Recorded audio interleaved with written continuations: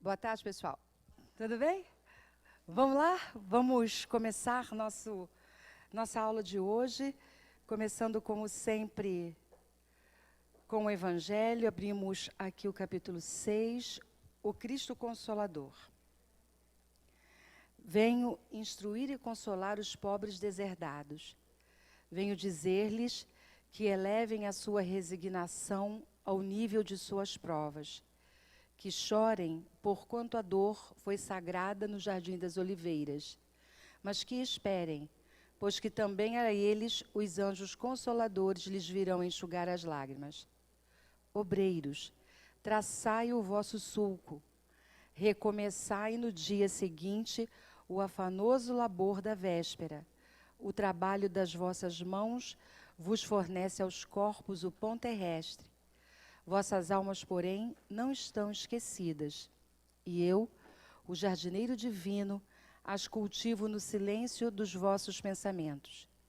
Quando soar a hora do repouso, e a trama da vida se vos escapar das mãos, e vossos olhos se fecharem para a luz, sentireis que surge em vós e germina a minha preciosa semente. Nada fica perdido no reino de nosso Pai, e os vossos suores e misérias formam o tesouro que vos tornará ricos nas esferas superiores, onde a luz substitui as trevas e onde o mais desnudo dentre todos vós será talvez o mais resplandecente. Em verdade vos digo, os que carregam seus fardos e assistem os seus irmãos são bem-amados meus.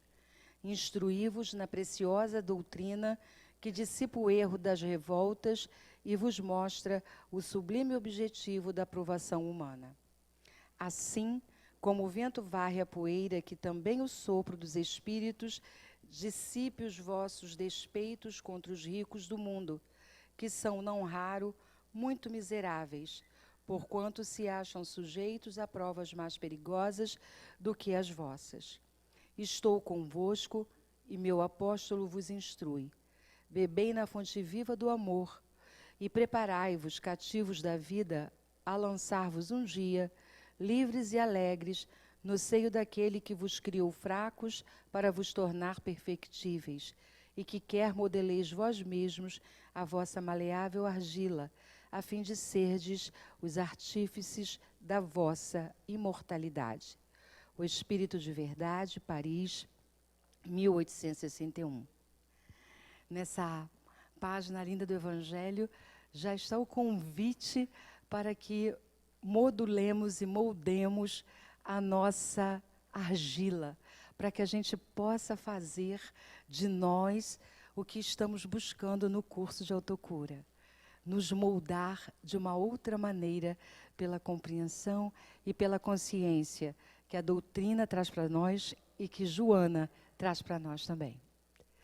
Vamos então, já com os nossos corações unidos, com as nossas almas acalentadas, os pensamentos mais calmos, deixando as nossas tribulações lá fora, para podermos elevarmos todos juntos a nossa prece de agradecimento antecipado por estarmos aqui, na casa de Joana, essa casa que nos recebe com amor, com luz e com bênçãos.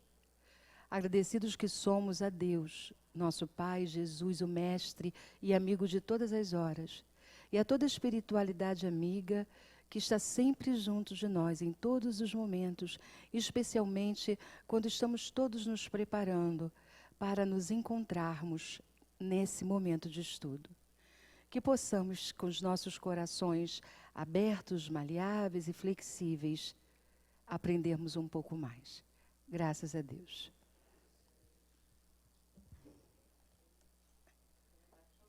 Você está de aluna hoje? Não, né? Então tá. É para ficar, cadê Jana? É para ficar aqui, né? Que ela pediu? Então tá. Ah, é? Tudo bem, pessoal? Boa tarde, gente. Boa tarde de novo. Vamos animar A gente está, puxa, olha, pessoal, já estamos encerrando o mês de outubro, e isso significa que estamos quase no final do curso, né?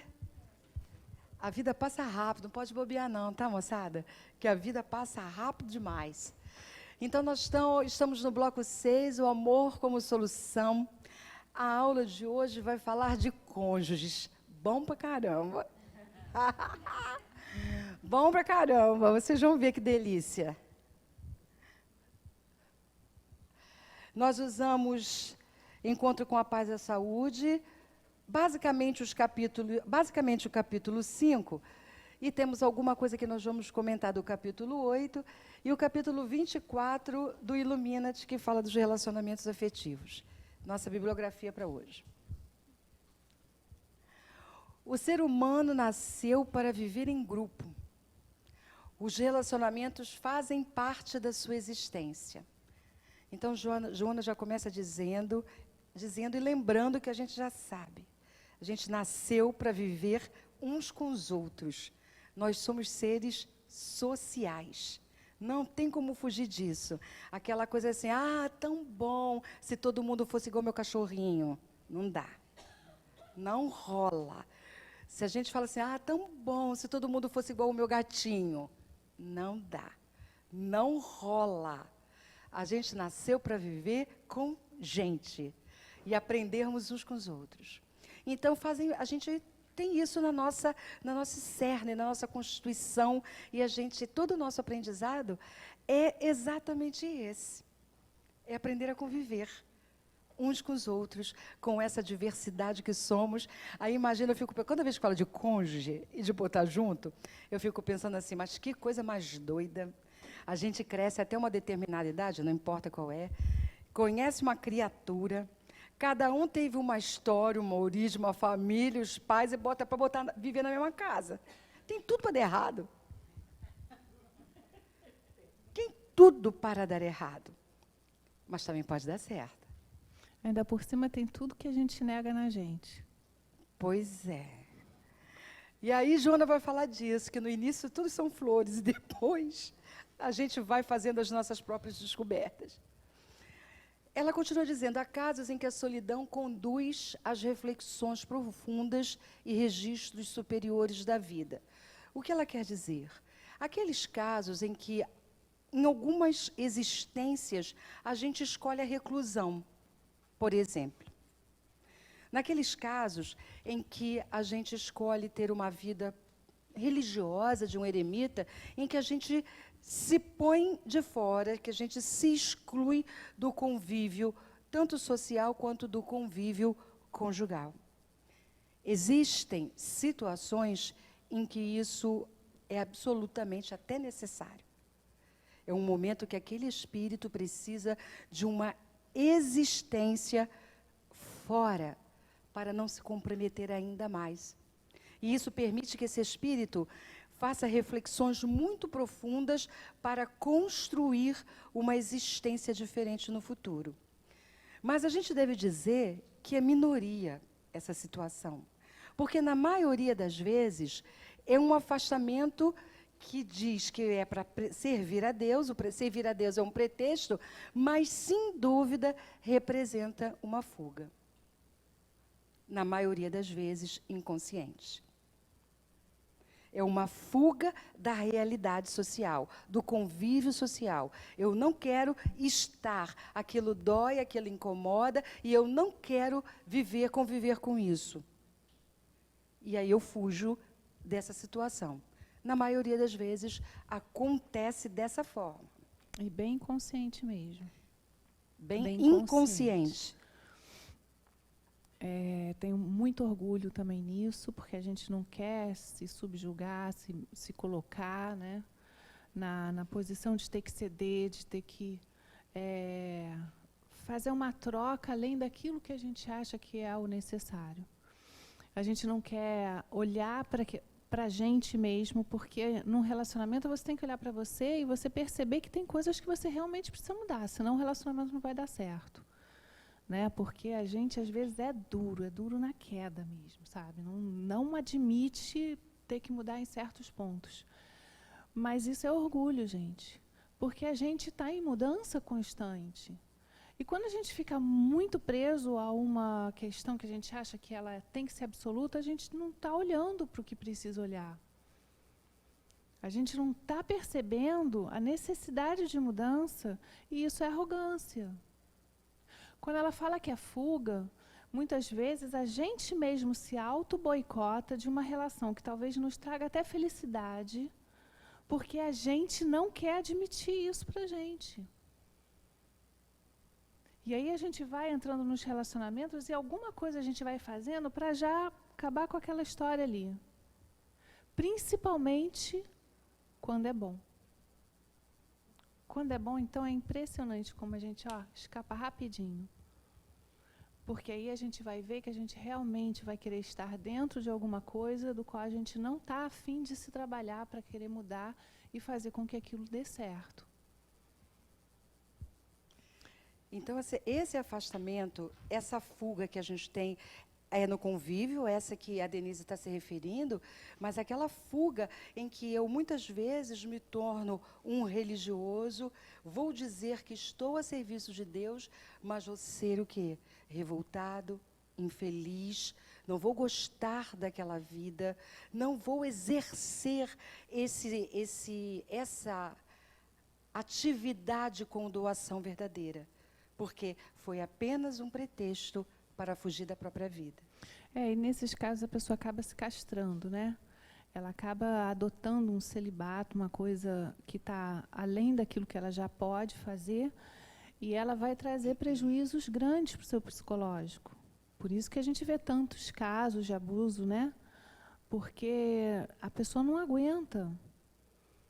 Então, ela, em determinados momentos, ela explode, porque ela se desequilibra.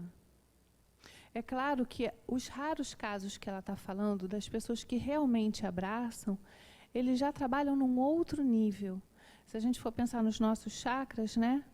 O genésico, ele é um chakra altamente criador, procriador mesmo. E algumas pessoas conseguem voltar ele justamente para a parte criativa, para a parte bonita, para a parte de trazer esse amor incondicional e de trabalhar ele de forma muito bonita. Algumas pessoas, sim, e não precisa nem ser um religioso. Algumas pessoas fazem esse processo de doação, usando toda a forma dela de maternal e paternal, de abraçar a humanidade, e aí ela está trabalhando na sua potência máxima. E aí esses casos não entram.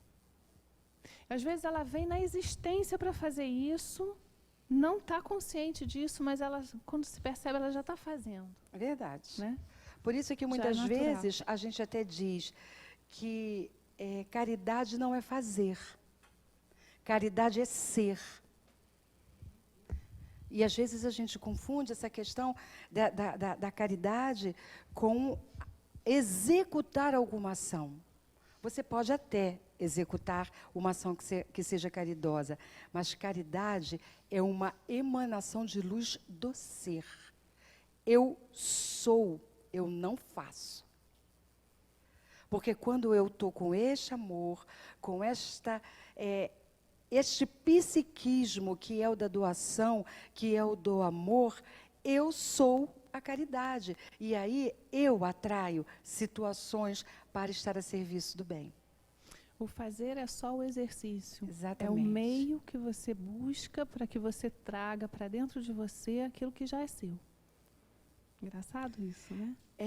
E a gente vai entendendo aos poucos que o mecanismo é o contrário.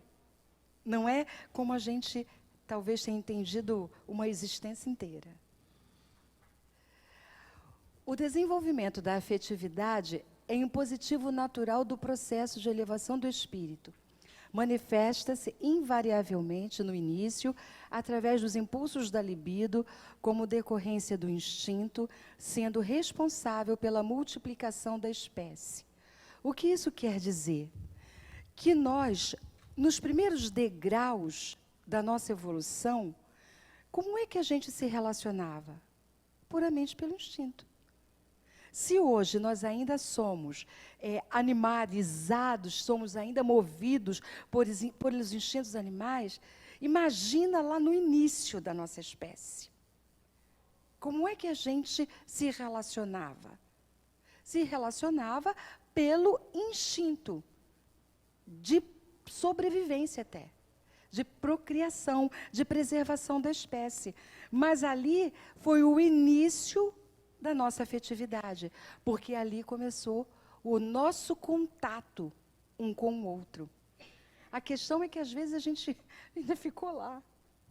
Tá difícil. Muitas vezes a gente não conseguiu ainda sair completamente daquele momento em que as nossas relações se davam apenas pelos instintos. E a gente não saiu, e a gente ainda pensa que o amor é sofrimento. A gente ainda acha. Por isso tantas barreiras, né? No autodescobrimento, a Joana, no capítulo de sofrimento, ela fala que são 4 tipos de sofrimento. O sofrimento físico, o moral, o espiritual e o emocional. Quando ela fala do físico, ela fala justamente desse período, onde não existia muita afetividade. A gente não elaborava as questões emocionais, não tinha ainda o psicológico suficiente para que a gente sofresse por alguma questão que não fosse física. Só um instante. Vamos lembrar que a gente estava falando há um tempo de emoção e sentimento? Emoção é o que a gente traz desse tempo. O sentimento foi a partir do momento que nós conquistamos a razão. Porque aí a gente passou a elaborar mentalmente a emoção. Exatamente. Então, hoje, o nosso sofrimento, a gente começa a perceber que, principalmente nos relacionamentos, ele envolve a dor física. A falta que o físico nos faz. O toque. Olha a morte, o que significa para a gente. Mesmo para os espíritas, a gente não sofre pela morte. Por quê? Porque a gente não vai ter mais a voz, o toque. Porque a gente pode sentir, a gente não estava falando disso. Então, olha como a parte física ainda nos traz sofrimento. E não era mais para trazer sofrimento. O físico deveria apresentar a dor somente nas questões de doença, né? Que a gente ainda sente muito. Apesar de que a gente já está chegando, e alguns já conseguem chegar num nível espiritual do qual conseguem frear a dor e não sentir ela física da maneira que naquela época a gente sentia. Então, muita gente vai para uma mesa de cirurgia e se auto-anestesia, sem precisar da anestesia. E não sente dor. Você vê que em alguns países você tem os faquirs, alguns budistas que enfrentam a dor, pisam em pregos, em brasa, não sentem dor. Porque a mente já aprendeu a trabalhar, já aprendeu a construir tudo que precisa, do sistema nervoso para que não sinta. E olha só, pessoal, todo o nosso sistema nervoso é uma terminação que está em contato direto com os chakras que a gente tem lá no outro corpo, no corpo astral. Porque, na verdade, os chakras não estão no corpo físico. Eles estão no corpo astral. E como é que os chakras se comunicam? Pelo sistema nervoso e pelos plexos nervosos. E aí você consegue liberar endorfina suficiente para que você não sinta aquela dor. Aí você não precisa de anestesia. Já pensou que bênção para o dentista? Mas isso a gente já pode treinar com pequenas dores. Se vocês perceberem, quando vem uma dor física, se a gente ficar assim, ai, que dor insuportável, aquilo só aumenta. Mas se você começar a se concentrar, você consegue aliviar aquela dor. Você pode mudar o pensamento de lugar. Exatamente, a cócegas. Às vezes tem alguns exercícios que faz você se machucar em algum outro lugar, beliscar em algum outro lugar para parar de sentir o lugar. Vocês já viram isso? Olha como a nossa mente ainda é precária, né? A gente não trabalha ela. E olha como a gente traz o que toda essa afetividade ainda está arcaica, ainda está ali, mesmo a gente já tendo evoluído tanto tempo, ela ainda traz muita coisa de lado primitivo para as questões de relacionamento. Que, na maioria das vezes, é muito baseada na troca e no condicional. Eu amo você se for dessa forma. Eu amo você se acontecer daquela e daquela maneira. Se você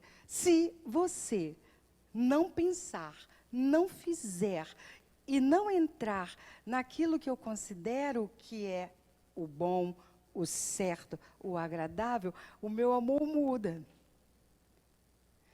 E aí a gente também acha, ou entende de uma forma equivocada, que para eu poder estar bem, eu preciso muito do amor do outro.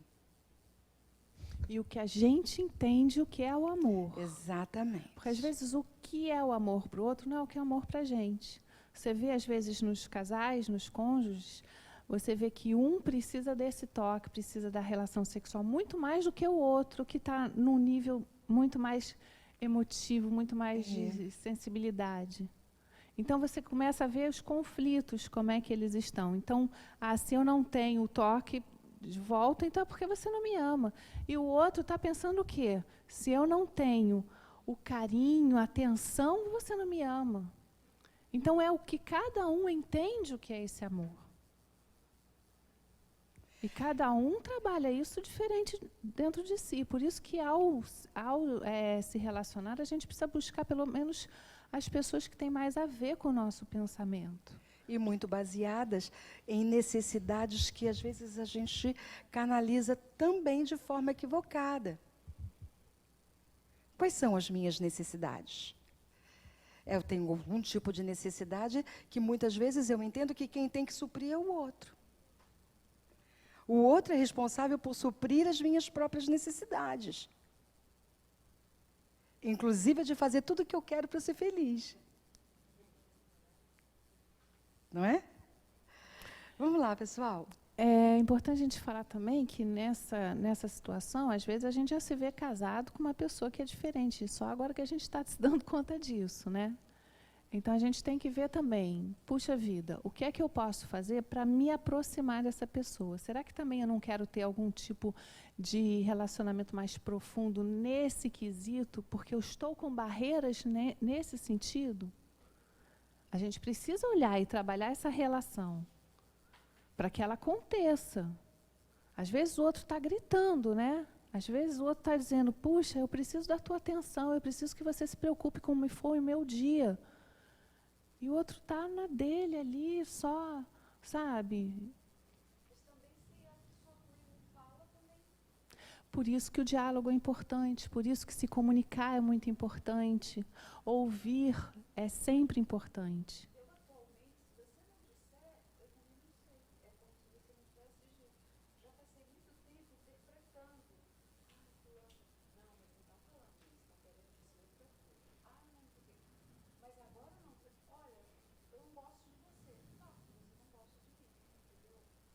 Olha só para a gente reproduzir.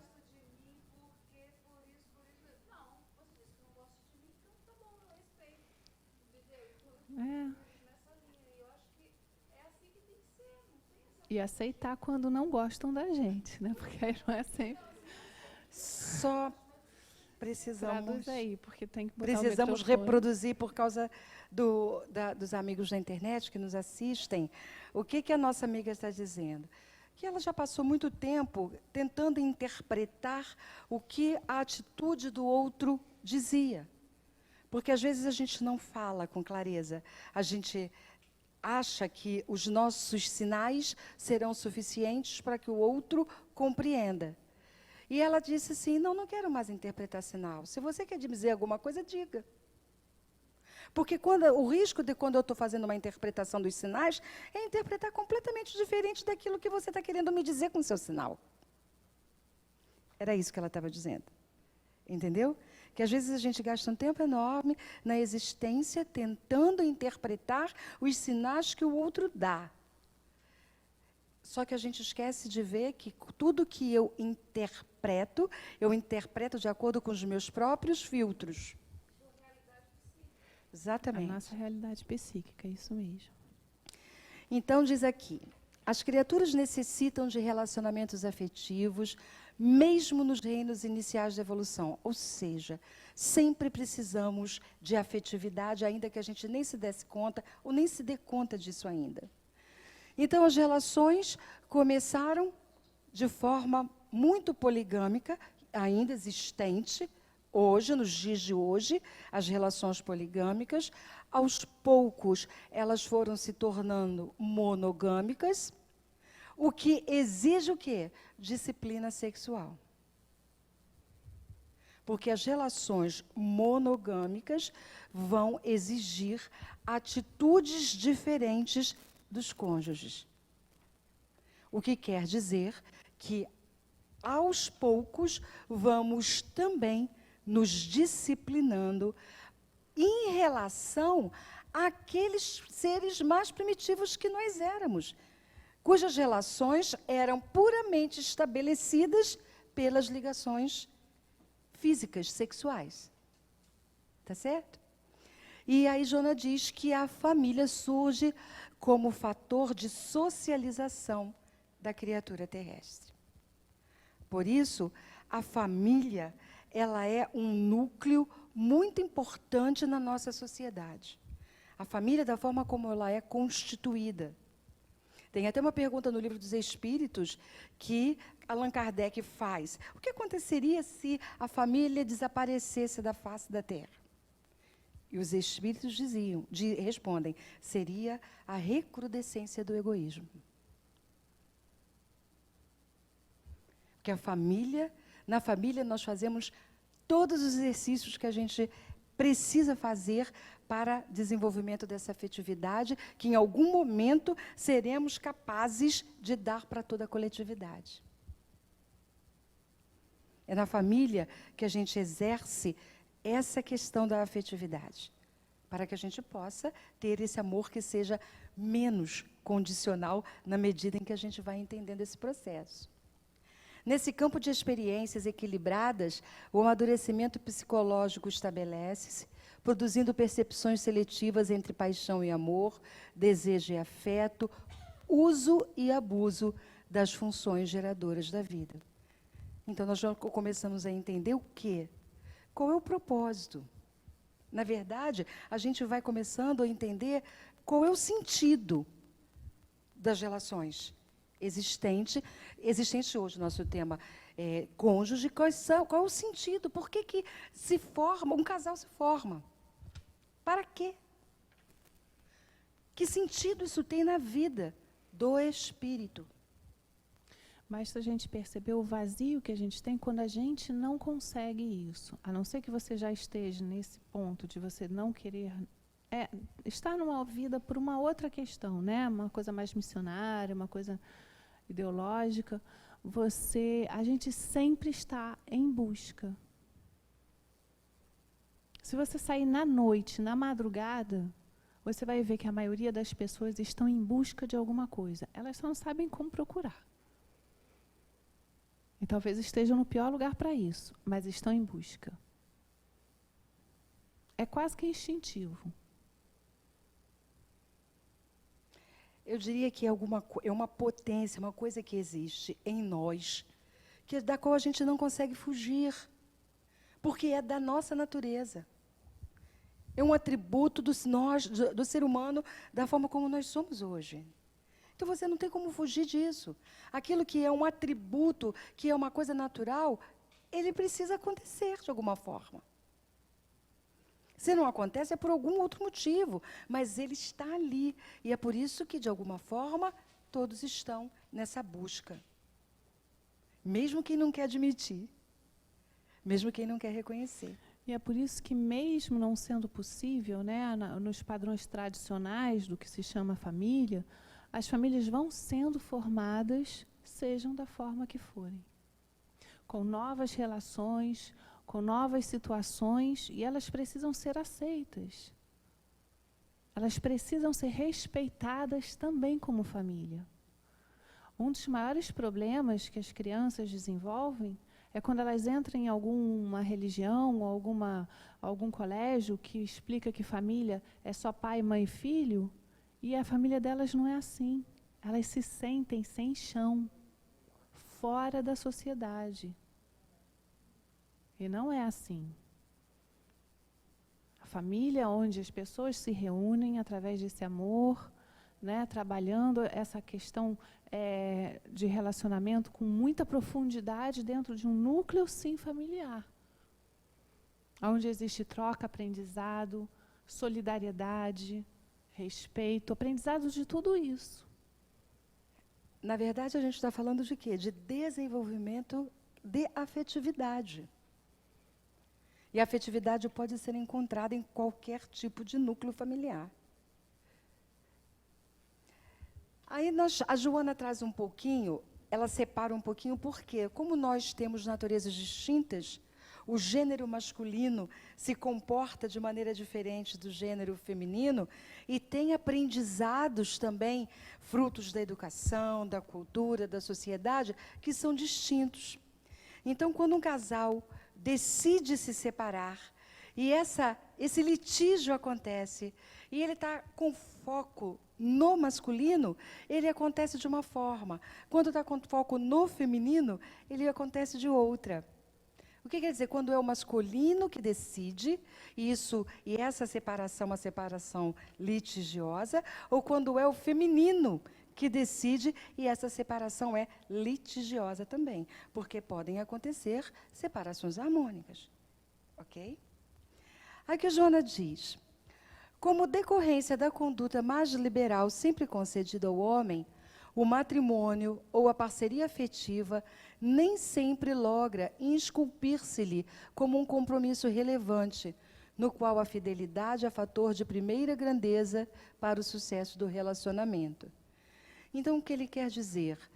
Nós viemos e estamos vivendo ainda numa sociedade patriarcal, onde os homens tiveram esse aprendizado e onde eles receberam uma educação que lhe dizia: para você pode tudo. Quantas vezes a gente já não ouviu aquele ditado: segurem suas cabras, porque o meu bode está solto? Não é verdade? Tem até aquela cartilhazinha da mulher dos anos 50. Vocês já viram isso? Da esposa? Para ser esposa? Não viu, Sim. não? Bem americana aquela cartilha. Que hoje, quando a gente lê assim, a gente fala que é absurdo. Mas era normal, era comum. Tem até um item que aí o pessoal fica revoltado, né? Que diz assim, 2 itens. Que um diz assim, que seu marido chegar tarde em casa ou passar a noite fora, não reclame. Ele necessita disso e você deve ter toda a paciência e recebê-lo com muito amor e com tudo pronto. Tem uma outra que diz assim: a mulher deve saber o seu lugar, né? Que sugere que é na cozinha. Gente, vamos pensar.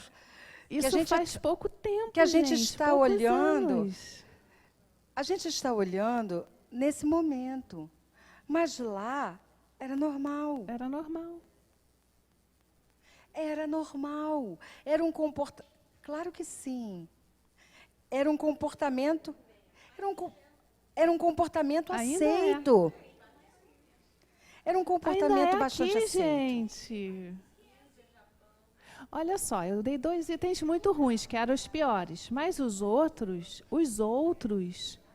que algumas pessoas ficam também revoltadas, outras acham que ainda tem que ser assim. Outras ainda acham que esse é um comportamento de uma mulher para que ela possa ter um casamento saudável. Porque algumas religiões... Gente, eu estou falando sério. Isso não é brincadeira, não. Ainda acham que o sucesso do matrimônio está todo nas mãos da mulher. Que ela que tem que cuidar do lar, da casa, para que tudo esteja perfeito, esperar o marido, cuidar da roupa dele, cuidar de tudo que possa estar harmonioso. As crianças têm que ter brigado de manhã, porque de noite eles chegam, não podem estar mais brigando. Ela tem que ter tido o tempo de preparar todo o almoço, o jantar, ainda 15 minutos para descansar, para estar recuperada na hora que ele chegar, Olha só, Dê. perfumada e arrumada. Olha só, Dê, vamos só lembrar o seguinte, de uma realidade, a gente está falando disso, e a gente está falando de uma minoria da sociedade. Porque a maioria, as mulheres são arrimos de família, os homens, não, mas já nem tem homem na casa. Os homens já deram linha na pipa, e são elas que têm que fazer tudo, porque os homens não entenderam esse compromisso. É disso que eu estou falando. Então, eles, por exemplo, nas camadas menos favorecidas, quando nasce uma criança especial, o homem não fica. Mas a incidência é menor. Porque nas menos favorecidas, quase nenhum fica. São as mães que cuidam. As avós, quando as mães trabalham, mas a mãe que cuida, a mãe que leva para o médico, a mãe que procura as instituições. Basta você ver no Seara de Luz. Exatamente. Por muitos anos você via o salão lotado de mulheres e você via dois homens. Agora aumentou um pouquinho mais. Mas eles não se sentem responsáveis por cuidar do filho. Exatamente. Por cuidar de nada que se relacione à casa. Pois não. Não, quaisquer. Porque no Seara de Luz não tem especial. Tem uma não, outra. Até tem, mas não é isso. Por isso que ela falou do Seara de Luz. Porque o especial foi um exemplo. Mas o Seara de Luz são famílias carentes. Vamos lembrar que a gente aqui tem um outro tipo de esclarecimento. Exatamente. Né? Um outro tipo de postura diante da vida. Mas, gente, tem um Brasil inteiro aí afora. É isso. Que a gente não percebe. A gente não faz ideia. E é exatamente assim. Então, é por isso que Joana ainda traz esse conteúdo, dessa diferença que ainda permanece. O ser psicológico é muito complexo, em face das heranças evolutivas que carrega no self, misturando ansiedade e insegurança emocional com prazer e acomodação afetiva. Olha o que Joana diz, que nós somos seres muito complexos, que ao mesmo tempo nós temos todas as potências no self que estão lá adormecidas e que precisam ser despertadas, nós temos também toda a memória atávica.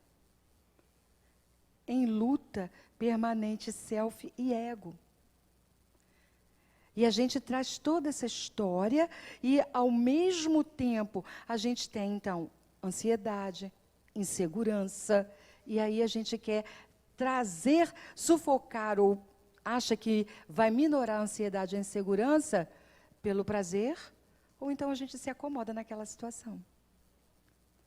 Porque é difícil lidar com algumas situações de conflito. É muito trabalhoso. E a gente ainda não aprendeu a lidar com o conflito com consciência, com clareza, com objetividade, sem se tornar vítima das situações ou se sentir vítima das situações. Porque qualquer situação que aconteça, a gente está sempre, de alguma forma, entendendo que o outro é que foi responsável e eu sou vítima daquela situação. Quando hoje a gente já sabe, não tem vítima nem algoz. Cada um tem a sua parcela de colaboração para que uma situação se estabeleça nessa existência ou alguma que a gente tenha trazido do passado. O homem é bem assim, né? Ele sempre não faz nada, sabe? Já viu? Não, poucas vezes. Poucas vezes, mas eu acho que é real. Eu acredito que seja... É real, Evelyn, é real. Você vê, ele não está nem aí. A mulher tem que se descabelar, enlouquecer, A gente não estava falando outro dia que, assim, nascer mulher e nascer homem trazem questões para a reencarnação muito importantes. Não é por acaso que se nasce num sexo ou no outro. A gente tem naturalmente algumas aptidões, sim. A gente tem várias questões nossas, tanto hormonais quanto sensitivas, uma série de situações que nos faz ter mais facilidade de fazer algumas coisas do que os homens. né? A gente não estava falando disso? Que o homem, desde a pré-história, focado na caça, focado no, né, em trazer o alimento, e a mulher cuidando, não é isso. Só que o que aconteceu? Aconteceu um abuso. Então, Um abuso. tudo foi caminhando para uma dominação do sexo, que seria o mais frágil, né? Que não é. E aí aconteceu o desequilíbrio. Com toda a liberação e a necessidade da mulher de sair daquela postura, né?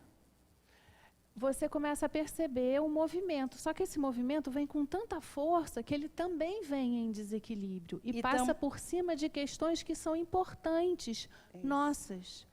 Tanto que hoje estamos em desequilíbrio. A mulher abraçando todas as atividades, tendo um esgotamento emocional, físico, com muito mais rapidez, doenças muito mais que não tinham antes.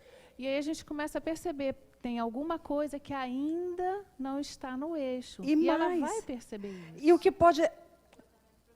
Esgotamento profissional. E olha só, mas o que pode acontecer de pior?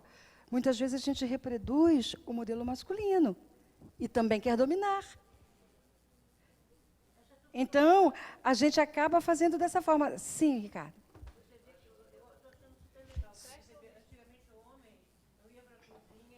Ah, com certeza. Você vai lá dentro. Ok. Verdade. Cozinha para homem hoje ainda é gourmet, tá? Não vem com essa não. Quero ver fazer todo dia. Fala, Ricardo. Eu acho o seguinte, homem e mulher, é difícil a gente achar uma igualdade da forma como as mulheres hoje talvez estejam buscando. Mas o que é necessário, sim, é uma equivalência entre os dois. O direito de um e de outro, sim, devem ser totalmente iguais, né, perante as leis e tudo. Mas a mulher, como espírito que vem, mulher, tem uma questão psíquica totalmente diferente do homem.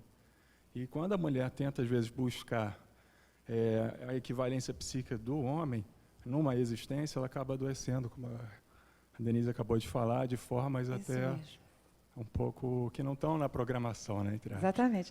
Eu adoro quando tem uma participação assim do gênero masculino, porque a gente tem um clube da Luluzinha danada no curso, né, Ricardo? É isso mesmo. A gente não pode esquecer que a gente está falando aqui, a gente pode até ser mulher, mas a gente também é homem em outras encarnações. Exatamente. E os homens também são mulheres, então é um aprendizado total. O que o Ricardo falou, muito interessante, tem um livrinho amarelinho, acho que da Hermance Dufour, que ela começa já o livro falando sobre isso, sabe? Que a mulher, na verdade, o papel dela seria o seguinte: enxergar hoje no mercado de trabalho, sim, né? Mas trazendo tudo aquilo que ela aprendeu durante inúmeras existências. Porque a mulher tem uma sensibilidade e tem uma forma de trazer a existência diferente da que o homem, que se preocupa muito com a parte material. Ela se preocupa com o bem-estar de todos dentro da casa. O coração dela não percebe percebem a todos, e se está com fome, se está com frio, se está doente, se está isso, se está com aquilo. Então, a percepção dela e a sensibilidade é maior nesse sentido. Lembrando que homens e mulheres, né, são sempre reencarnando.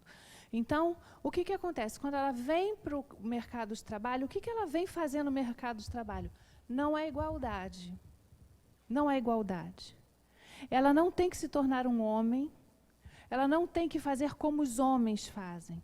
Ela tem que trazer esta sensibilidade para um mercado de trabalho que é cruel. Ela tem que trazer o que ela tinha em casa para dentro desse mercado de trabalho, para que se humanize aquele espaço. Mas vejam só, pessoal, isso é um processo. Por que é um processo? Toda vez que a gente tem uma balança e um prato está muito pesado, qual é a tendência? Não é o equilíbrio imediato, é pesar demais no outro. Até que o aprendizado da sociedade como um todo, traga equilíbrio para esses pratos. Então, num primeiro momento, o que aconteceu? Saiu de um lado para pesar demais no outro. Ninguém resistiu a isso. Nem o homem, nem a mulher. Ninguém está resistindo. Mas é um processo que nós precisamos aprender com ele. Agora, eu preciso dizer uma coisa para vocês também. Acho que a gente está só no 4º slide. Tá, eu vou atrasar ela mais ainda. Por outro lado, o homem, quando vem para casa, porque a mulher vai para o mercado de trabalho, ela não pode segurar toda a parte do trabalho e toda a parte do trabalho em casa. Então, ele vem também, e aí é que começa a relação, Exato. que a gente chama o que seria ideal, que é a do companheirismo. É para isso que as pessoas deveriam se unir, para se tornar companheiras umas das outras.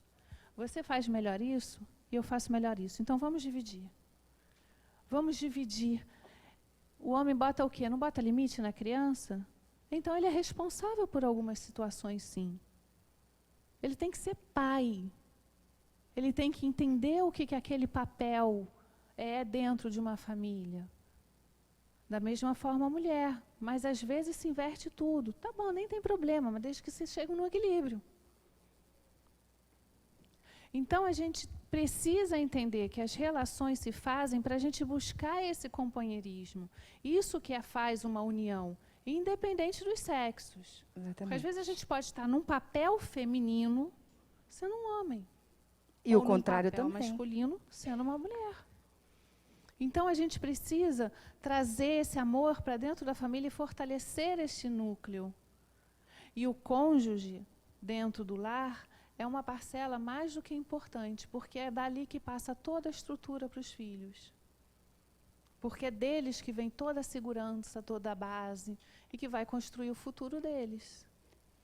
E a desestrutura, quando isso está desestruturando e fica desestruturado, dependendo de como a gente se relaciona com essa situação, são as crianças que vão perceber e vão precisar dar conta do que está acontecendo. Os conflitos que estão acumulados no inconsciente, ainda falando dos homens, ressumam e não são aceitos pela consciência que os escamoteia, transferindo a responsabilidade para o outro, a fim de ficar-se bem consigo mesmo. Se o homem é de temperamento introvertido, mais difícil torna-se a convivência, porque ele evita falar sobre o assunto, assumindo atitude enigmática, transtornando a companheira que passa a ter dificuldade de entendê-lo. Se é extrovertido e a tudo se submete de maneira superficial, torna-se explosivo, é imprevisível e de difícil controle. Aqui a Joana está trazendo as diferenças, dependendo do temperamento daquela pessoa, daquele homem com que se convive, como é que ele pode se manifestar quando está em desequilíbrio. De que maneira ele vai se mostrar na relação quando essa relação começa a ficar desarmoniosa. É impraticável esperar-se que a união de dois indivíduos que se amam seja sempre tranquila, sem sinuosidade ou sem desafios emocionais. Cada pessoa é uma construção psicológica específica que encontra com outra, a fim de produzir uma harmonia e não uma fusão, no que resultaria em perda de identidade em alguém. É profundo, é um parágrafo só. De uma profundidade. Porque está falando o quê? Das nossas fantasias, dos contos de fadas. Onde a princesa é salva e ela é feliz para sempre. E aí cria-se uma fantasia de um herói que vai aparecer, vai resolver todas as minhas situações e eu vou ser muito feliz a vida inteira. Com Alô? o príncipe encantado. Alô? E aí, quando o príncipe, aí a gente diz que o príncipe vira sapo. Que nada! A gente que não enxerga, fica míope. E entende que as coisas deveriam ser do jeito que elas não serão. Nunca.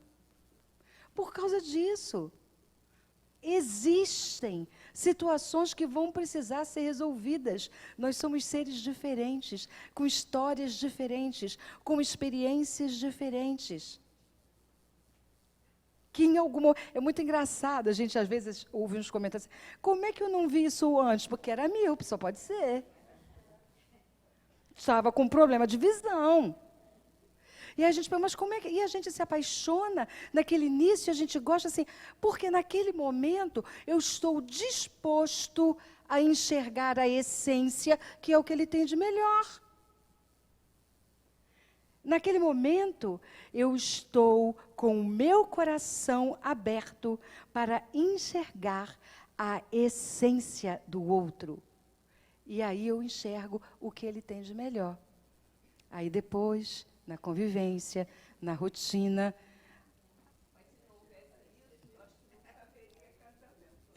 Então...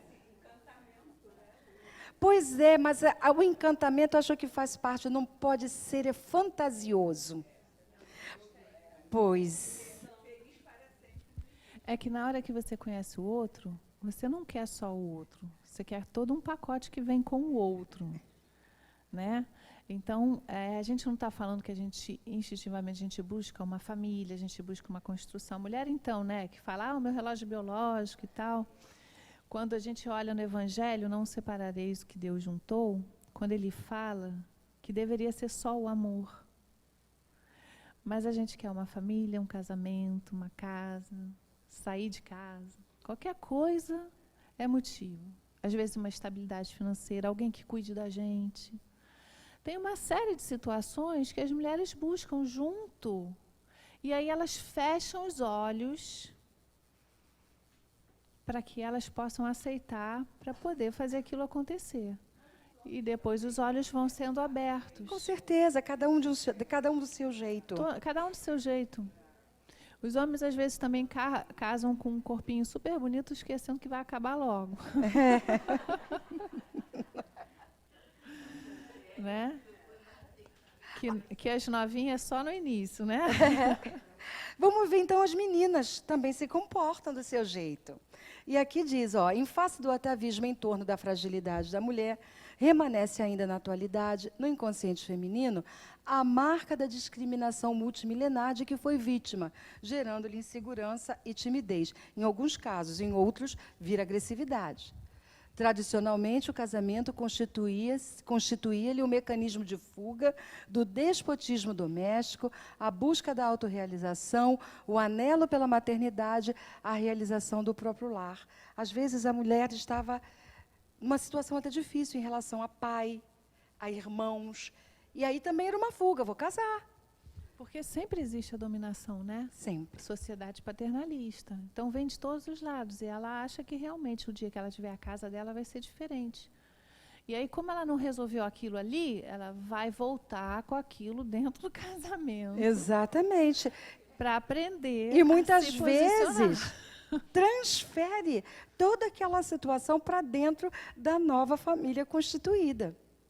Então, assim, muitas mulheres ainda acreditam que o casamento representa uma conquista autorrealizadora, empenhando-se por consegui-lo, mesmo quando não se encontram emocionalmente amadurecidas para as responsabilidades e as injunções penosas.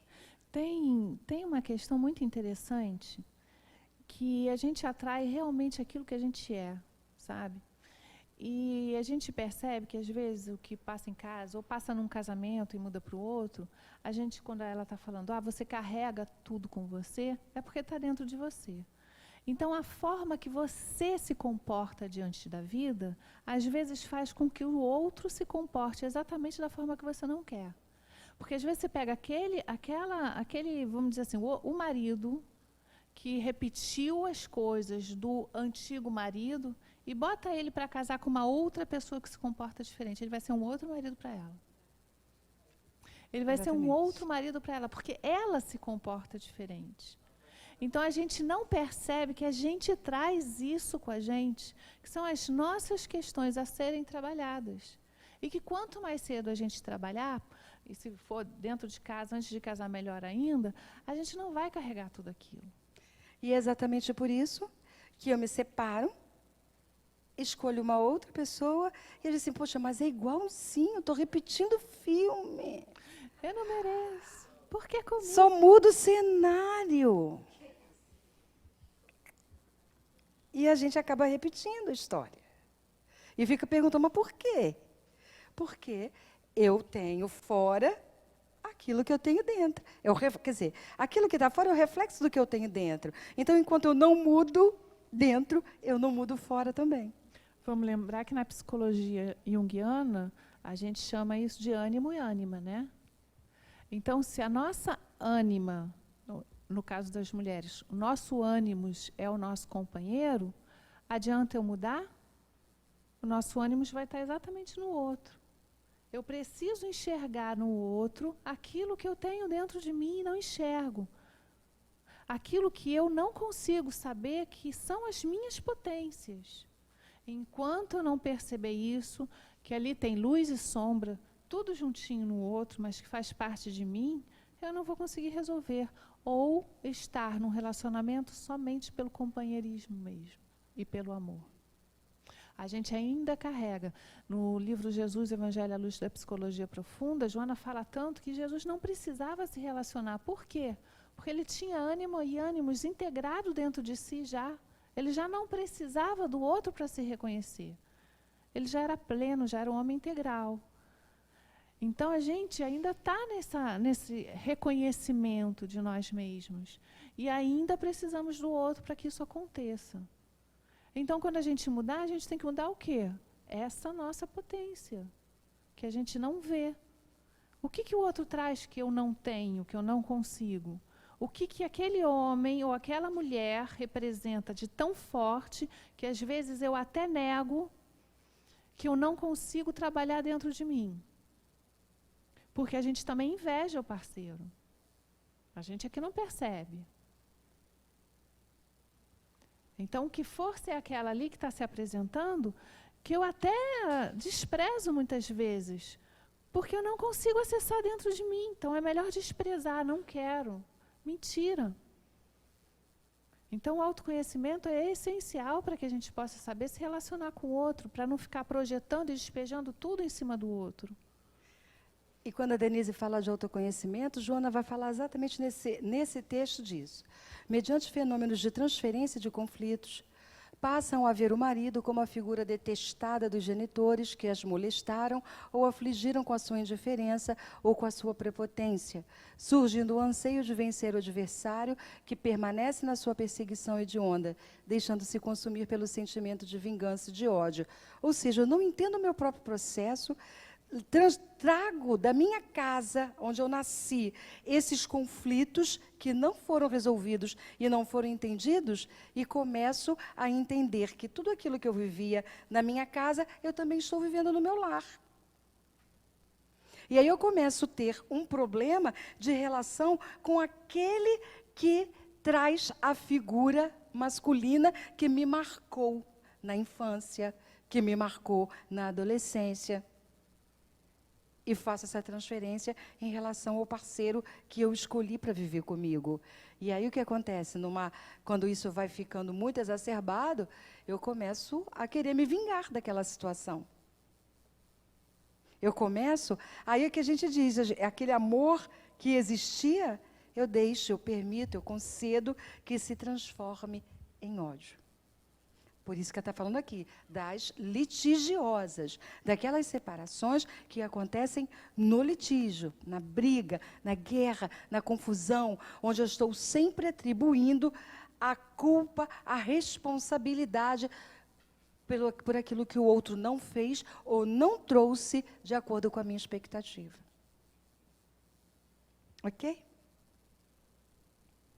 É perfeitamente natural que um consórcio de qualquer natureza, não atingindo os fins para os quais foi estabelecido, seja desfeito, com perfeita compreensão dos parceiros, especialmente no que diz respeito aos de relacionamento afetivo e sexual.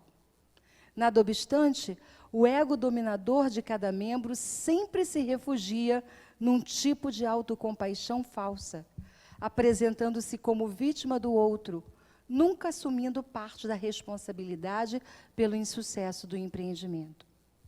A união afetiva é também uma empresa das mais complexas, pelo fato de a convivência contínua ser de natureza íntima, intransferível, interpessoal, exigindo responsabilidade e compreensão de ambos os membros. E aqui Joana já está dizendo o seguinte: nem sempre é possível manter. E veja que em nenhum momento Joana traz o julgamento. Não manter é errado. A união deve sempre ser mantida. Não é isso que Joana fala. Nem está dizendo que tem que carregar a culpa porque o casamento terminou. Exatamente. Aí ela está trazendo o seguinte, que quando nós amadurecemos psicologicamente, nós também aprendemos a lidar com uma situação como essa, de um casamento que precisa terminar. Porque às vezes precisa. Existem relações que precisam terminar, por um motivo ou por outro. Agora, como eu lido com isso? Como as partes envolvidas vão lidar com essa situação? Lembrando que, muitas vezes, numa situação como essa, nós temos os filhos que ficam. Frutos dessa relação que, por algum motivo, está sendo desfeita. Então, vejam, Joana não está dizendo, não pode, mantenha, porque não. Chegou a essa conclusão, não foi possível, por algum motivo, vamos conversar como duas pessoas que amadureceram psicologicamente e entenderam, não está bom para nós dois. Porque um casamento, ou uma união, um consórcio, uma sociedade, é bom quando é bom para todo mundo. E, às vezes, está deixando de ser. O que não quer dizer que a gente não deva refletir e colocar os nossos esforços na preservação.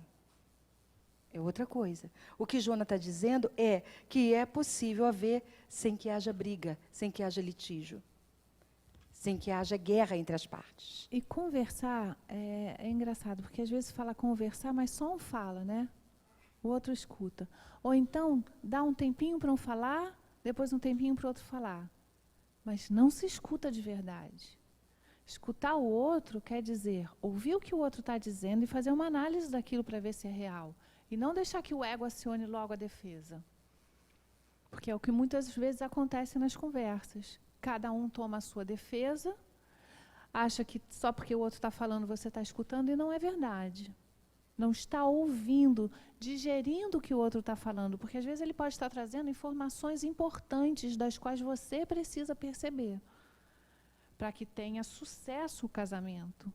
Porque aqui ela está falando que cada um tem a sua parcela para o insucesso acontecer. Ou para o sucesso. Né? Os dois Ou são para o responsáveis sucesso. pelo caminho que vai dar. Quando o amor não floresce nos sentimentos e mentes, a jornada é áspera e rica de acidentes perturbadores. Os relacionamentos são breves e tumultuados, porque o prazer do sexo logo passa, e novos interesses instalam-se nos indivíduos que são descomprometidos com os valores emocionais do outro. E aí Joana traz uma frase bastante significativa.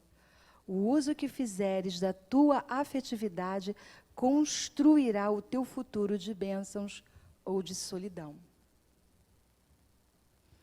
Então, o uso da afetividade é sempre uma escolha nossa. O que é que a gente vai fazer com a nossa afetividade? De que maneira nós vamos tornar essa afetividade uma bênção? Porque a gente conhece pessoas que querem muito ter um relacionamento conjugal, mas elas estão sempre sozinhas. Pessoas que falam desta carência que sentem de um companheiro, de um cônjuge, mas estão sempre sozinhos. E muitas vezes é difícil refletir sobre isso, porque a gente acaba entendendo que a solidão é uma coisa que acontece, tem que ser, é o meu destino. Será? Será que é? E a gente não está dizendo aquela história assim, ah, não, você tem sempre que estar acompanhado. Né? Aquela assim, ah, não, prefiro estar mal acompanhado, mas nunca estar sozinho. Mal acompanhado. Não, esse é o contrário. Tem pessoas que dizem o contrário. Eu quero... Não, estou invertendo o ditado. Eu só estou invertendo antes só que mal acompanhado. Não, tem pessoas que preferem estar mal acompanhadas do que sós. É verdade. É o ditado ao contrário. Entende? Então, é como a gente entende mesmo este processo, que é o processo da relação que a gente estabelece com o outro. Acho que esse é o último slide. É o último. Ah, deixa, claro. Ok, pessoal? E tem muitas questões que envolvem as nossas relações, não é? Importante a gente começar a olhar para a gente mesmo. Por isso a gente fala tanto aqui no Seja, porque nossa base é Joana, de autoconhecimento. Por isso que a gente fala tanto, antes de conhecer o outro, eu preciso conhecer a mim mesmo. Na medida em que eu começo a entender quais são os meus movimentos, quais são os meus anseios, quais são as minhas expectativas, o que eu espero da vida, o que eu espero de uma relação, eu começo a entender melhor por que algumas pessoas se aproximam de mim. Por que pessoas com determinadas características chegam perto de mim. Por que eu atraio esse tipo de situação para a minha vida. Então, é refletir sobre isso. Conviver é uma arte trabalhosa, dura no dia a dia, para espíritos que estão nesse processo de aprendizado, de autoconhecimento e de despertar da consciência.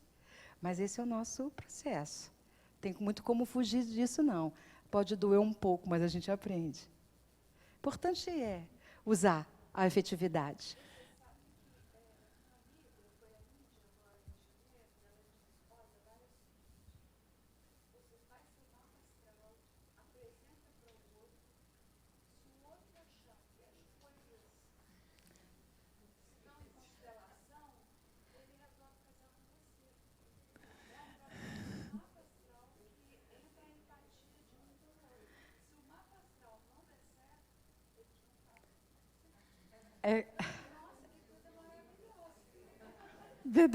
Denise, melhor falar alto para todo mundo saber. Ela está falando para... Eu vou dar o conselho, tá? Vocês, quando encontrarem alguém, não, vocês mas primeiro veem o mapa astral para ver se bate um com o outro, porque aí vocês já vão estar com meio caminho andado, né? Mais ou menos isso. Na Índia. Na Índia. Então, pessoal, hora da nossa prece. Vocês estão brincando? Então, observem, Emmanuel, no Consolador, o que ele fala disso.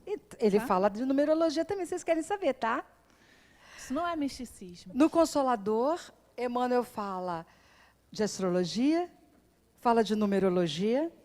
Quem nunca leu, vai lá buscar as perguntas que Emmanuel responde sobre o assunto. Espiritismo é ciência, gente. E essas coisas quando também... isso é feito com base científica, num trabalho sério, tem influência sim.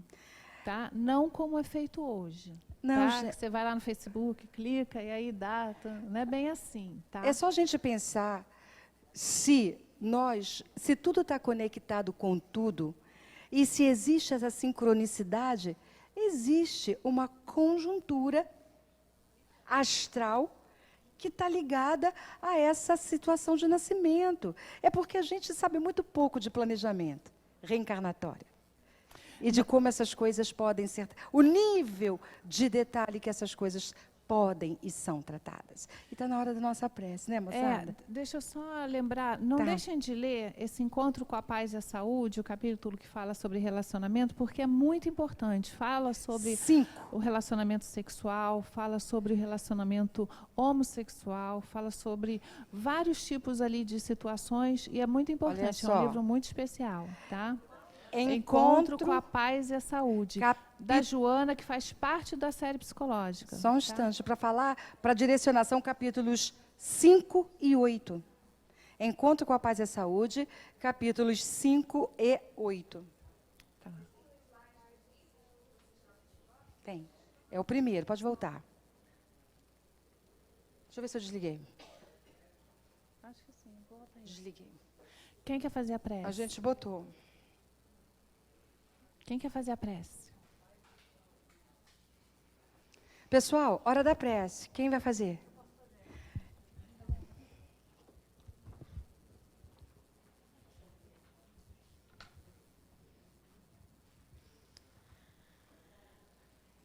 Querido Jesus, mestre, amigo, Joana, nossa mentora, toda a espiritualidade amiga, agradecemos por mais este encontro, mais uma oportunidade de nos entender o próximo, que a gente possa levar todos os conhecimentos adquiridos nesta tarde para o nosso dia a dia e que eles sejam utilizados nessa caminhada, nessa jornada de reforma íntima.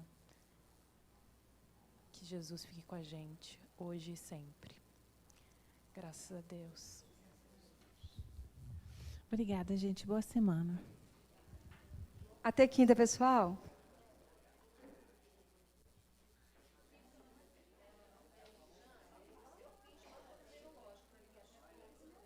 Fez? Então. Viu? Conflitos existenciais. Acho que foi o livro